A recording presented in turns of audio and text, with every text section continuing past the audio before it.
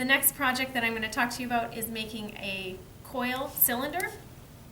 To start out your coil cylinder, you'll have your clay nice and wedged and ready to work with. And you're going to start by making a slab for the base. Because we're making a cylinder, I'm going to start with a circular base. So I'm going to want to make my slab and then cut out a circular shape.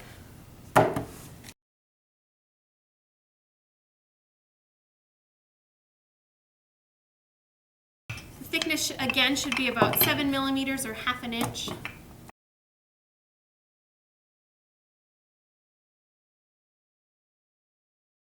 We'll use the metal rib to get rid of any unwanted textures and align the particles of the clay.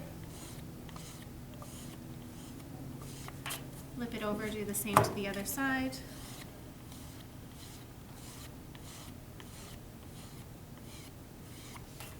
We'll use the pin tool to cut out the shape of a circle. I'm just going to use the lid of my slip container to get a nice circular shape.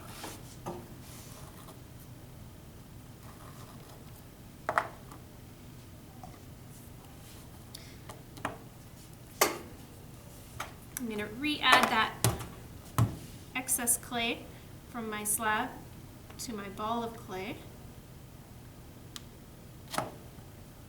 and wedge it together.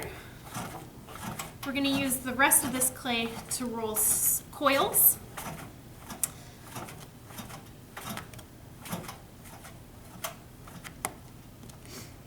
Start out with a little piece, a little handful of clay. Start by rolling it into more of a large cylinder between your hands.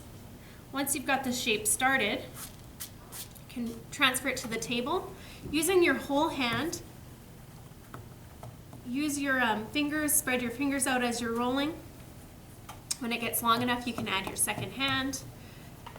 The point of rolling these coils is you want them to be as round as possible. So if you're starting to find your coil shape is turning into an oval, you're going to want to adjust your pressure so that you get a nice round coil shape. As you're rolling, make sure you fan out your fingers to get really nice even pressure. That's going to give a nice even thickness to your coil. You don't want one part to be skinnier than another part.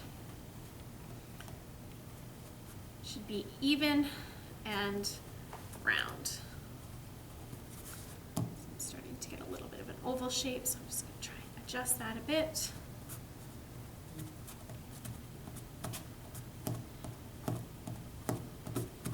You want to keep rolling until you end up with a thickness that's about half an inch, maybe slightly larger, depending on the size of the piece you're working with.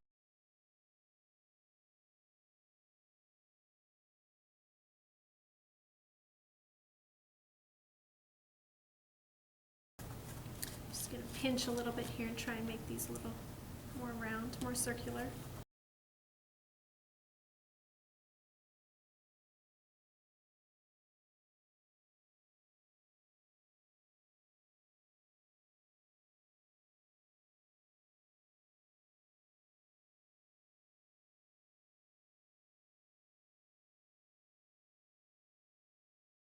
So again, anytime you join two pieces of clay together, you want to use scoring and slipping. If you don't score and slip, your two pieces will just dry and fall apart. They're not going to stick together. So let's score our base.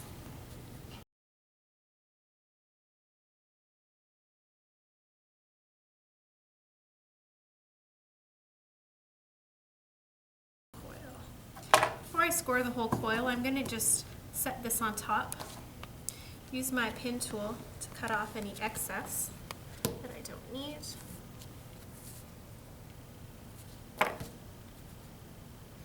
And then I'll score.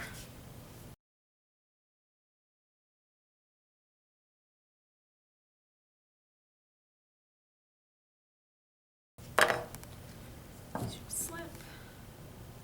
Slip again is just watery clay with a lot of water content, and it acts like the glue to hold these two pieces together.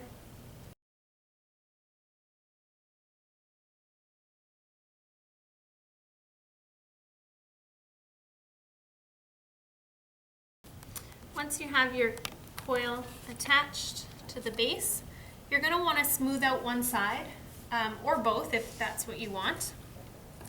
But one of these sides needs to be smoothed into the base. So I'm going to choose to do the inside in this case. So I'm just going to use a wooden stick tool and start bringing that clay from the coil down to the base. So I would continue this process for my next coil layer.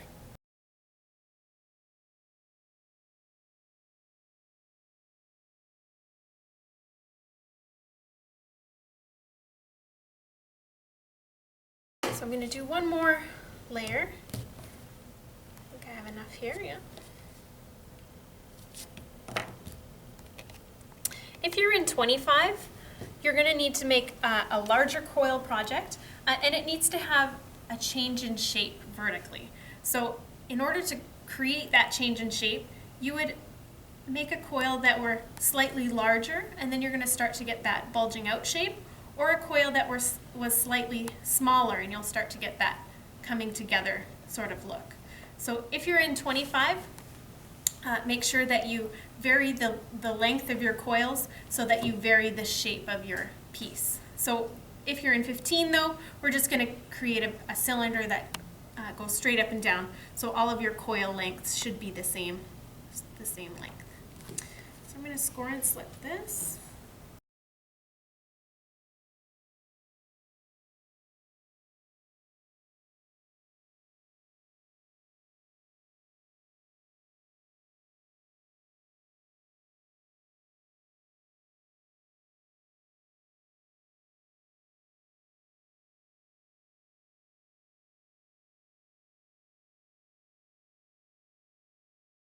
Because I'm smoothing the inside layer, I'm going to continue that again and just smooth my two coils together.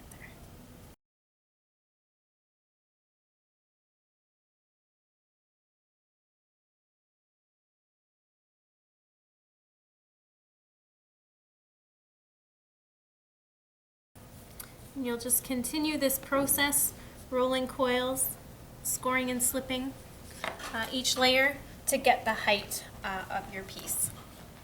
Once you have your desired height, you can go back in and really start to smooth out the inside or the outside, depending on which side you decided to smooth, or both, until you end up with your final piece. For this project, we're going to be marking, again, the shape and design, so the overall shape and design that you achieved, and technical aspects. So again, are your coils really even thickness? You're smoothed outside. Did you get a really nice smooth surface? Is there a lot of cracking on the outside of your coils? This one is not a very good example. If you wanted to get rid of that cracking, you could use a damp sponge and just rub over top of those cracks. And I would do that after each layer to get rid of any cracking before I continued on to the next layer. And that's it.